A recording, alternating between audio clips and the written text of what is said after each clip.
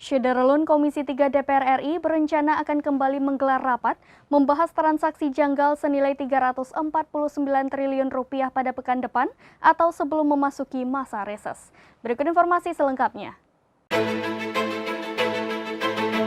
Syederalun Komisi 3 DPR RI berencana akan kembali menggelar rapat membahas transaksi janggal senilai 349 triliun rupiah pada pekan depan atau sebelum memasuki masa reses.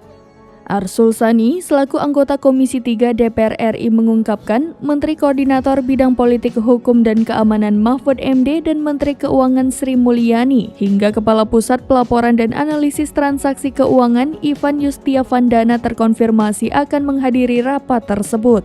Arsul mengatakan tidak menutup kemungkinan membentuk panitia khusus setelah rapat pekan depan selesai. Namun yang jelas, Komisi 3 DPR ingin membongkar permasalahan ratusan triliun transaksi janggal yang terjadi di lingkungan Kementerian Keuangan. Untuk diketahui, sebelumnya Komisi 3 sudah lebih dahulu menggelar rapat kerja dengan Kepala PPATK pada 21 Maret 2023. Kemudian, Komisi 3 menggelar rapat dengan Komite Koordinasi Nasional Pencegahan dan Pemberantasan Tindak Pidana Pencucian Uang yang dihadiri Mahfud MD dan Kepala PPATK pada 29 Maret 2023. Namun diketahui Menko Sri Mulyani berhalangan hadir dalam rapat tersebut.